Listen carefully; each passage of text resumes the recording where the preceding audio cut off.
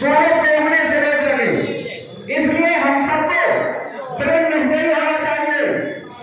अंधेरा उठाते को हाथ देना नहीं चाहिए। इसलिए आप जय श्री राम, जय श्री राम, जय श्री राम, जय हिंदू राष्ट्र। कानूनों की मांग के लिए, हिंदू राष्ट्र की मांग के लिए हमने जंतर मंतर पर एक राष्ट्रव्यापी आंदोलन का आयोजन किया था। उस आयोजन में मैं 47 दिन जेल में भी रहा। मैं आज भी अपनी बात पर अडिग हूं। मेरी मांग हिंदू राष्ट्र की कल भी थी और आज भी है, और जब तक ये मांग पूरी नहीं हो जाती मेरी मांग निरंतर रहेगी।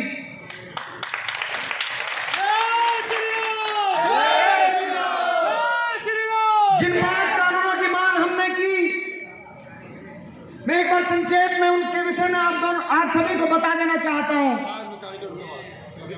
हमने यूनिफॉर्म एजुकेशन की मांग की, हमने मांग की समान शिक्षा की,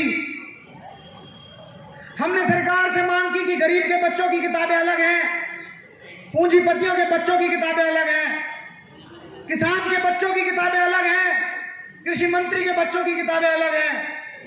हमने मांग की कि जब आप नीट का, ट्रिपल ई का, जेई का, जितनी भी प्रतिस्पर्धात्मक परीक्षाएं हैं, जितने भी कम्पिटिटिव एग्जाम है, जितने भी नौकरियों के पेपर हैं, वो पूरे देश में आप एक लेते हैं। जब पूरे देश में आप नौकरियों के पेपर एक लेते हैं तो देश में 74 एजुकेशन बोर्ड, 74 शिक्षा बोर्ड आपने क्यों चलाए हैं? आपने क्यों शिक्षा की किताबों में गरीबों के साथ अन्याय किया है? क्या देश में शिक्षा सिर्फ मुट्ठी भर लोगों के लिए है? बाकी सब देश के बच्चों को यदि साइन करना भी आ जाए तो उन्हें साक्षर की श्रेणी मान लिया जाता है। क्या सिग्नेचर करना आना ही पर्याप्त है? हमारी पहली मांग समान शिक्षा कानून की थी। साथियों, यदि हमारी पहली मांग पूरी हुई तो गरीब और अमीर के बच्चों की किताबें एक हो जाएंगी और पूरे देश में जिहाद के अड्डे या मदरसे एक ही दिन में बंद हो जाएंगे। दूसरी हमारी मांग है यूनिफॉर्म सिविल कोड, समान नागरिक संहिता। जब संविधान सभा ने, बाबा साहब अम्बेडकर ने संविधान रचा तो यह सिर्फ हिंदुओं के लिए नहीं था, यह देश के समस्त नागरिकों के लिए था।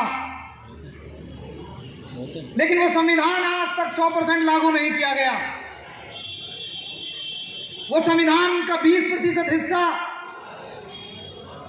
जिससे हिंदुओं का विकास होना था।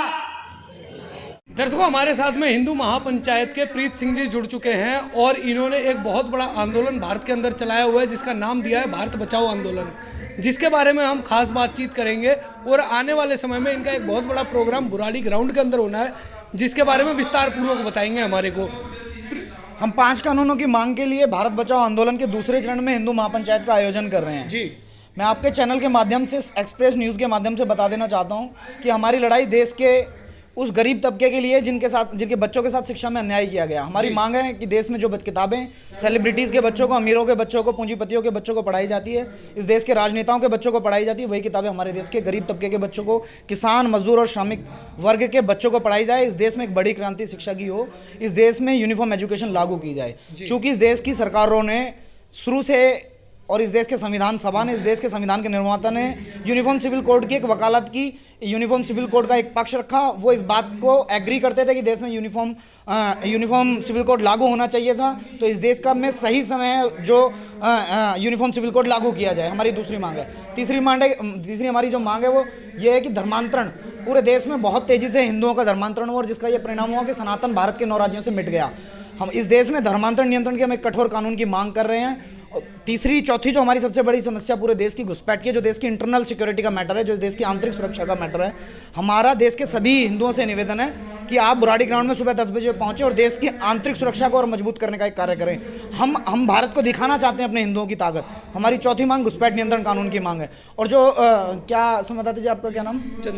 चंदन जी, आपके चैनल के माध्यम से हम बता दें कि इस देश में मंदिरों के लिए हमने ज़मीन दी, हमने कंस्ट्रक्शन कराया, हमने मंदिर बनाया, हमने दान दिया और उस पैसे से देश की सरकारें सबका साथ सबका विकास कर रही हैं। हमारी मांग है कि हमारा पैसा, हमारी ज़मीन, हमारा मंदिर और उस पैसे से सिर्फ हमारा ही विकास हो, हिंदुओं का विकास हो, ताकि हिंदू धर्म की विभिन्न जातियाँ, जो गरीब तबके के लोग हैं, उन सभी का विकास हो और वो धर्मांतरण करने पर मजबूर ना हो। हमारे पैसे से हमारा विकास हो।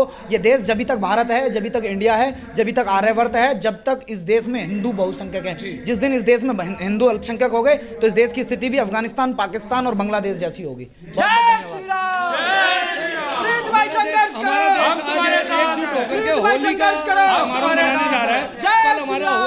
मैं आपको एक बात बताता हूँ, जब तक सनातन एकत्रित नहीं होगा तो भारत के 9 राज्यों में जैसे होली का त्योहार अब नहीं मनाया जा रहा है, ऐसे आगे भी नहीं मनाया जाएगा। जब तक हम बहुबल हैं, जब तक हम बहुसंख्यक हैं, जब तक इस देश में होली भी मनाई जाएगी, दिवाली भी मनाई जाएगी, रक्षाबंधन भी मनाए जाएंगे, सारे 30 त्योहार मनाए जाएंगे, जब तक भगवा भी फहरेगा, तिरंगा भी फहरेगा, जब तक हम हैं। जिस दिन हम अल्पसंख्यक हो गए, इनमें से कोई भी काम होने वाला नहीं है। इसलिए मैं आपके चैनल के माध्यम से फिर से आपको 3 अप्रैल सुबह 10 बजे बुराड़ी ग्राउंड आप सभी को निमंत्रण करता हूँ। आप सभी का से निवेदन करता हूँ कि हर घर से एक सनातनी जरूर पहुँचे और पूरे देश को दिखाएं हिंदुओं की एकता। भारत माता की जय। जय श्री राम।